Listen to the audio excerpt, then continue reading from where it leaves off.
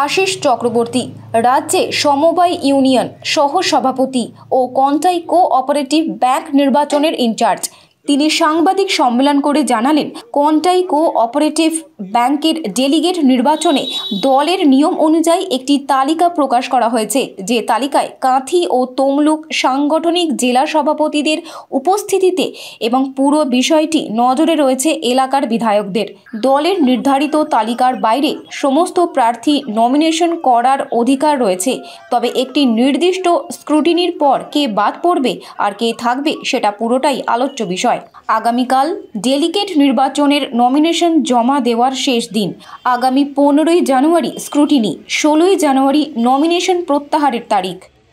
Kerography Professional presents Nanoplastia, Botox and Keratin treatments for all hair types. Get smooth, shiny, tangle-free hair last up to 8 months. Call 7980823487 and pamper your hair with advanced nanotechnology. Stay gorgeous with Kerography.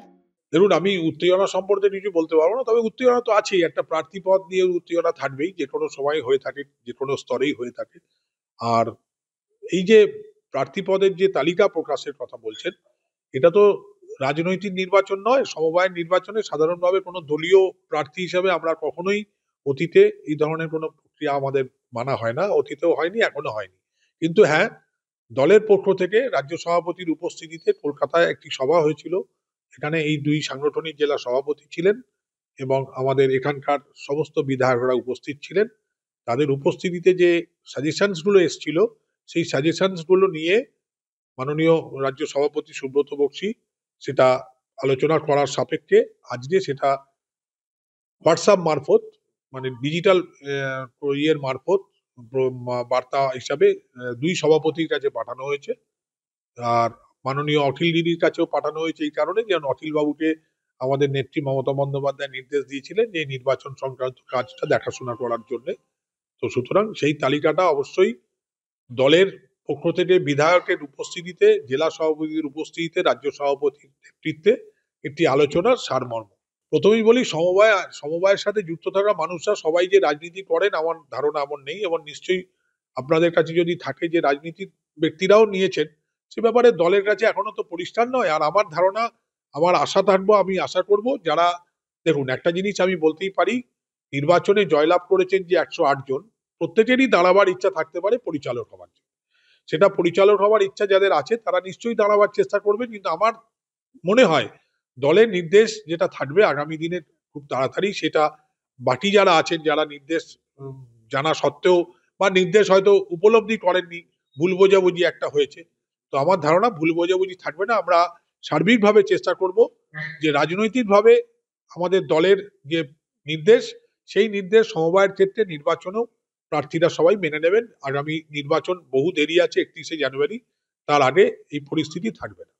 অনেককে slogan দিতে দেখা গেল, জোর জোর slogan এবং কটাক্ষমূলক কথা।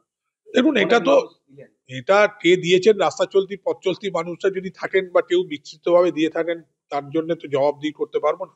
আবারও বলছি, পরিচালক মন্ডলীর নির্বাচনে অংশগ্রহণ করার অধিকার 108 জনেরই আছে।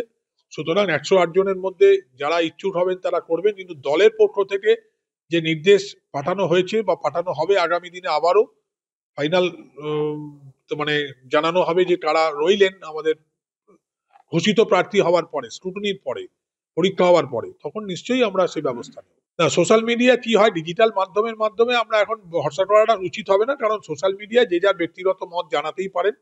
এটা আমি আবারও বলছি, দায়িত্ব নিয়ে বলছি, রাজ্য সভাপতির উপস্থিতিতে, বিধায়কদের উপস্থিতিতে, দুই জেলা সভাপতি তমলুক এবং কন্টাই রাজ্য মানে সাংগঠনিক জেলা সভাপতির উপস্থিতিতে আলোচনা সাপেক্ষে তালিকাটা তৈরি হয়েছিল।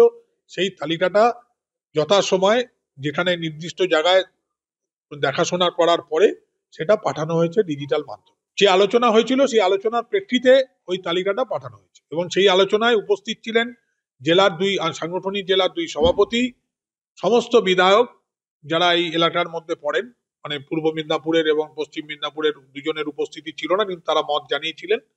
তো সুতরাং তার পরবর্তী ক্ষেত্রে সেই তালিকাটা প্রকাশ হয়েছে।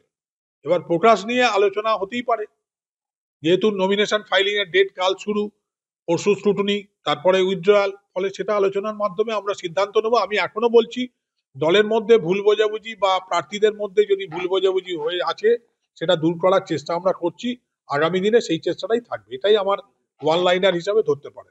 আগে নমিনেশন করার পরে তাদের উইথড্রয়ালের টাইম আছে, দল তো সিদ্ধান্ত নেবেই। আমি তো সেটাই আপনাদের ইঙ্গিত করলাম যে 16 তারিখে উইথড্রয়াল অবধি আমাদের আপনারাও লক্ষ্য রাখুন, আমরাও লক্ষ্য রাখছি।